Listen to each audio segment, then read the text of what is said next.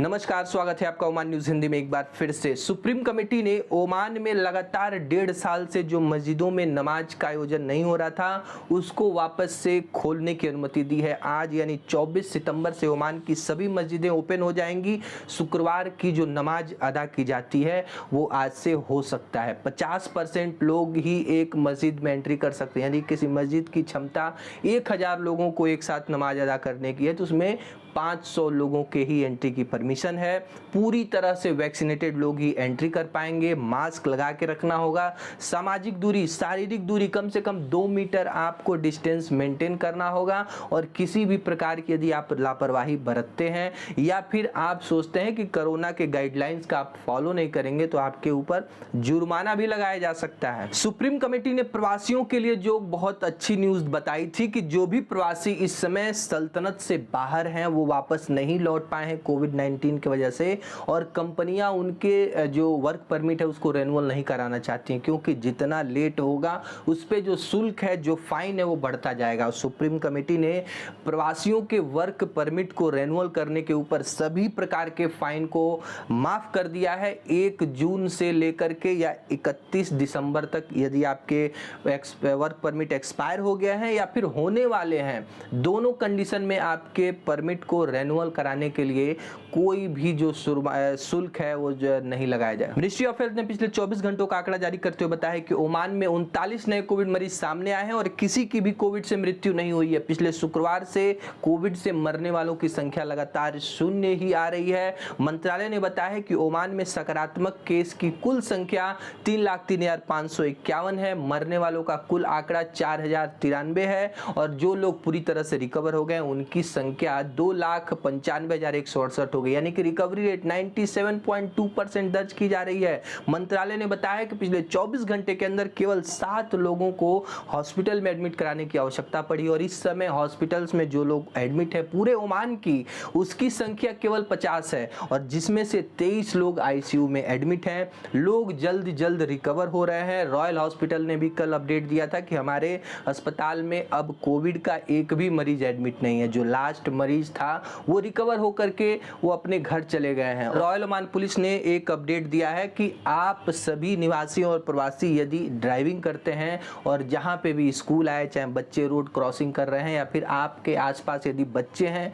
तो गाड़ियों को प्लीज स्लो चलाइए ताकि बच्चे सुरक्षित महसूस कर सकें। बच्चों का जो स्कूल लगातार 2 साल बंद होने के बाद से आखिरकार ओपन हो गया है। माता पिता को भी चाहिए कि यदि आप बच्चों को बसों में छोड़ने जा रहे हैं, बस लेने जा रहे हैं तो ट्रैफिक का ध्यान रखिए।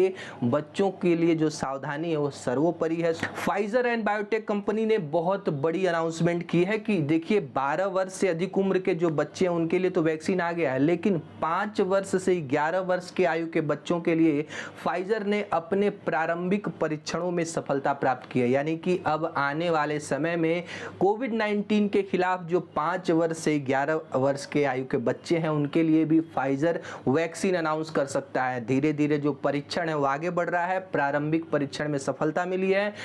सलाम एयर ने अपने एयरलाइंस में केबिन क्रू के जॉब के लिए वैकेंसी निकाला है। 29 सितंबर को जर्मन यूनिवर्सिटी ऑफ टेक्नोलॉजी में आप सवेरे 8 बजे से 11 बजे तक वॉक इन इंटरव्यू का आयोजन किया गया है सलाम एयर के द्वारा, और लोकल ओमानी महिलाएं या फिर विदेशी महिलाओं के लिए जॉब पोस्ट निकाला गया है। यदि आप इनके मापदंडों को पूरा करते हैं तो इस समय पे आप पहुंच करके जो जॉब के लिए इंटरव्यू दे सकते हैं। ओमान में विवाह समारोह या फिर कोई आयोजन करने के लिए कुछ गाइडलाइंस में बदलाव किए गए हैं। यदि आप कोई भी आयोजन करना चाहते हैं तो 72 घंटे के अंदर, यानी 72 घंटे के पहले आपको अपने नगर पालिका से परमिशन लेना होगा, इनको इन्फॉर्म करना होगा।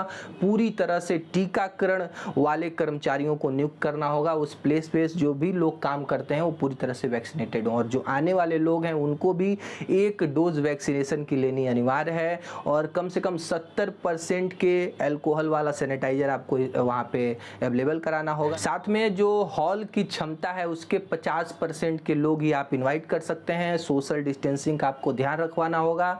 मास्क को लगा के रखना होगा। ओमान में जिन लोगों की आय ज़्यादा नहीं है, उनके पास इतने पैसे नहीं है कि वो घर बनवा सकें, ऐसे लोगों की हेल्प करता है आवास और शहरी नियोजन मंत्रालय।